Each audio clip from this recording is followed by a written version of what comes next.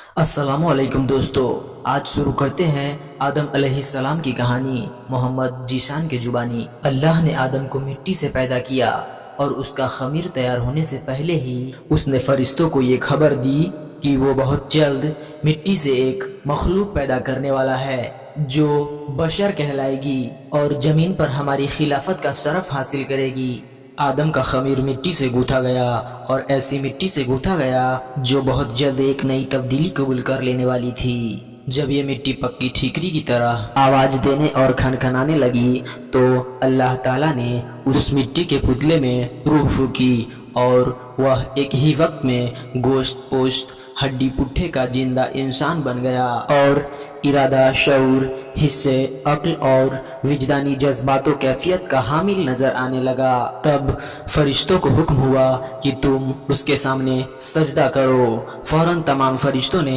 ارشاد الہی کی تعمیل کی، مگر ابلیس نے گھمنڈ اور سرکشی کے ساتھ صاف انکار کر دیا۔ اللہ تعالیٰ اگرچہ غیب کا علم رکھنے والا اور دلوں کے بھید تک کو جاننے والا ہے اور ماضی حال مستقبل سب اس کے لیے برابر ہے، مگر اس نے امتحان و آزمائش کے لیے ابلیس سے سوال کیا،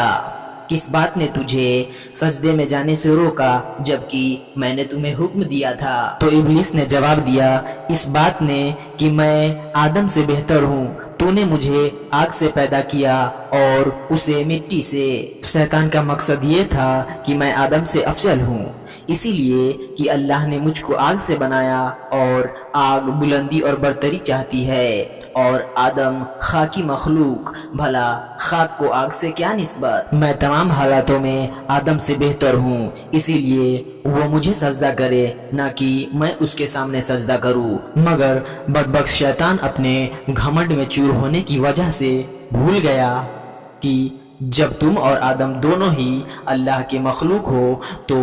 مخلوق کی حقیقت خالق سے بہتر خود وہ مخلوق بھی نہیں جان سکتی۔ وہ اپنے گھمنڈ اور غرور میں یہ سمجھ نہیں سکا کہ مرتبے کی بلندی اور پستی اس مادے کی بنیاد پر نہیں ہے جس سے کسی مخلوق کا خمیر تیار کیا گیا ہے، بلکہ ان کی ان صفتوں پر ہے جو کائنات کے پیدا کرنے والے نے اس کے اندر رکھ دیے ہیں۔ بہرحال شیطان کا جواب چونکہ گھمنڈ اور غرور کی جہالت پر قائم تھا، اسی لیے اللہ تعالیٰ نے اس پر واضح کر دیا کہ جہالت سے پیدا ہونے والے گھمنڈ و غرور نے تجھ کو اتنا اندھا کر دیا کہ تو اپنے پیدا کرنے والے کے احترام سے بھی منکر ہو گیا، اسی لیے مجھ کو ظالم قرار دیا، پر تو اب اس سرکشی کی وجہ سے ابدی ہلاکت کا حقدار ہے اور یہی تیرے عمل کا قدرتی بدلہ ہے۔ ابلیس نے جب دیکھا کہ کائنات کے پیدا کرنے والے کے حکم کے خلاف کرنے، تکبر اور اللہ پر ظلم کے الزام نے ہمیشہ کے لیے مجھ کو اللہ رب العالمین کی آغوش رحمت سے مردود اور جنت سے محروم کر دیا، تو توبہ اور ندامت کی جگہ اللہ سے یہ درخواست کی کہ قیامت آنے تک مجھ کو مہلت دے اور اس لمبی مدت کے لیے زندگی کی رسی لمبی کر دے۔ اللہ کی حکمت کا تقاضا بھی یہی تھا، اسی لیے کہ درخواست منظور کر لی گئی۔ یہ سن کر اب اس نے پھر ایک بار اپنی شیطانی کا مظاہرہ کیا اور کہنے لگا، جب تو نے مجھ کو مردود قرار کر ہی دیا تو جس آدم کی بدولت مجھے یہ رسوائی نصیب ہوئی، میں بھی آدم کی اولاد کی راہ ماروں گا اور ان کے سامنے پیچھے آس پاس چاروں طرف سے گمراہ کروں گا اور ان کی اکثریت کو تیرا ناشکرہ بنا کر چھوڑوں گا، البتہ تیرے مخلص بندے میرے فریب کے تیر سے گھائل نہ ہو سکیں گے اور ہر طرح محفوظ رہیں گے۔ تو اللہ نے فرمایا، ہم کو اس کی کیا پرواہ، ہماری فطرت کا قانون اٹل ہے اور جو جیسا کرے گا ویسا بھرے گا، اور جو بنی آدم مجھ سے روگردانی کر کے تیری پیروی کرے گا وہ تیرے ہی ساتھ میرے عذاب کا حقدار ہوگا۔ جا اپنی ذلت اور رسوائی اور خراب قسمت کے ساتھ یہاں سے دور ہو اور اپنی اور اپنے پیروکاروں کی ابدی لعنت کا انتظار کر۔ جیسا کہ میں نے آپ کو پہلے ہی بتایا کہ جب اللہ تعالیٰ نے حضرت آدم علیہ السلام کو پیدا کرنا چاہا تو فرشتوں کو خبر دی کہ میں زمین پر اپنا خلیفہ بنانا چاہتا ہوں جو اختیار اور ارادے کا مالک ہوگا اور میری زمین پر جس کا تصرف کرنا چاہے گا کر سکے گا، اور اپنی ضرورتوں کے لیے اپنی مرضی کے مطابق کام لے سکے گا۔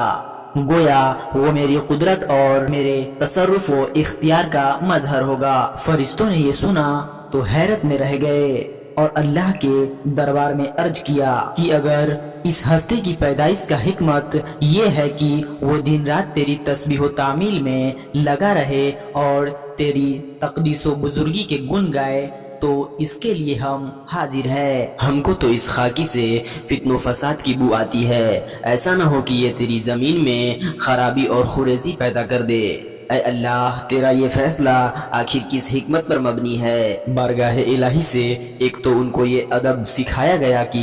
مخلوق کو خالق کے معاملے میں جلد بازی سے کام نہ لینی چاہیے، اور اس کی جانب سے حقیقت حال کے ظاہر ہونے سے پہلے ہی شک و شبہ کو سامنے نہ لانا چاہیے، اور وہ بھی اس طرح کی اس میں اپنی برائی اور برتری کا پہلو نکلتا ہو۔ کائنات کا پیدا کرنے والا ان سب حقیقتوں کو جانتا ہے جن کو تم نہیں جانتے، اور اس کے علم میں سب کچھ ہے۔ اس جگہ فرشتوں کا سوال اس لیے نہ تھا کہ وہ اللہ تعالیٰ سے مناظرہ یا اس کے فیصلے کے متعلق مشگافی کرے، بلکہ وہ آدم کی پیدائش کا سبب معلوم کرنا چاہتے تھے، اور یہ کہ اس کے خلیفہ بننے میں کیا حکمت ہے۔ ان کی خواہش تھی کہ اس حکمت کا راز ان پر بھی کھل جائے، اسی لیے ان کے طرز ادا اور مقصد کی تعبیر میں کوتاہی پر تنبیہ کے بعد اللہ تعالیٰ نے یہ پسند فرمایا کہ ان کے اس سوال کا جواب عمل و فعل کے ذریعے اس طرح دیا جائے کہ ان کو اپنے آپ آدمی کی برتری اور اللہ کی حکمت کی بلندی اور اونچائی کو نہ صرف ماننا پڑے بلکہ اپنی درماندگی اور عزت کا بھی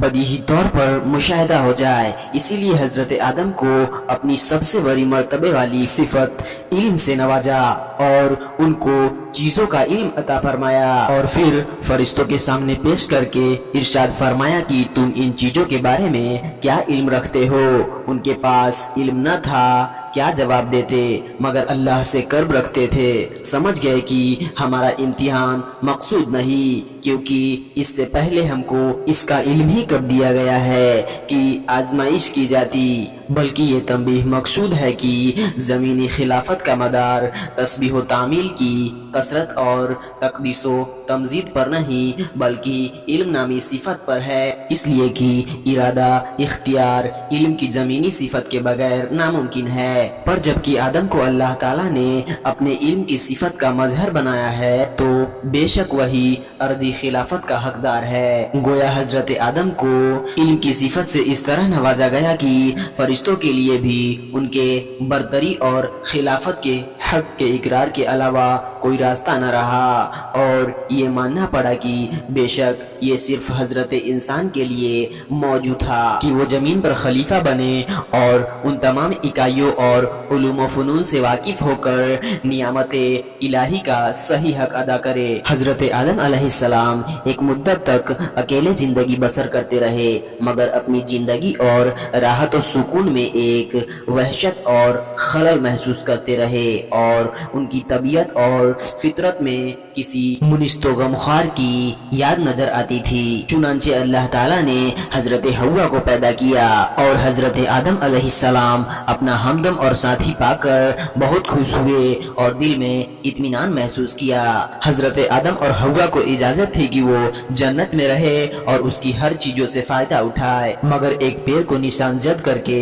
بتا دیا گیا کہ اس کو نہ کھائے بلکہ اس کے پاس تک نہ جائے۔ اب ابلیس کو ایک موقع ہاتھ آیا اور اس نے حضرت آدم اور حوا کے دل میں وسوسہ ڈالا کہ یہ پیر جنت کا پیر ہے، اس کا پھل کھانا جنت میں ہمیشہ آرام و سکون اور اللہ کی قرب پانے کی ضمانت دیتا ہے، اور قسمیں کھا کر ان کو بتایا کہ میں تمہارا خیر خواہ ہوں، دشمن نہیں۔ یہ سن کر حضرت آدم کو انسانی اور بشری خواص میں سب سے پہلے نسیاں یعنی بھول چوک نے ظہور کیا، اور یہ بھول بیٹھے کہ اللہ کا یہ حکم ضروری تھا، نہ کہ رب کی اور سے کوئی مشورہ۔ آخر کار جنت کے ہمیشہ قیام اور اللہ کے قرب کے عزم میں لغزش پیدا کر دی، اور انہوں نے पेड़ का फल खा लिया। उनका खाना था कि बसरी लवाजिम उभरने लगी। देखा तो नंगे है और लिबास से महरूम। जल्दी जल्दी आदम और हव्वा दोनों पत्तों से सत्र ढांकने लगे। गोया इंसानी तमद्दुन की ये शुरुआत थी कि उसने ढांकने के लिए सबसे पहले पत्तों का इस्तेमाल किया। इधर ये हो रहा था कि अल्लाह ताला का गजब उतरा और आदम से पूछताछ हुई कि मना करने के बावजूद ये हुक्म का न मानना क्यों। आदम अल्लाह के दरबार में मकबूल थे, इसीलिए शैतान की तरह मुनाजरा नहीं किया और अपनी गलतियों को तावीलों के पर्दे में छुपाने की बेमतलब की कोशिश से बाज रहे। नदामत व शर्मसारी के साथ इकरार किया कि गलती जरूर हुई, लेकिन इसकी वजह शरकसी नहीं बल्कि इंसान होने के नाते भूल चूक इसकी वजह है। फिर भी गलती तो गलती है, इसलिए तौबा इस्तगफार करते हुए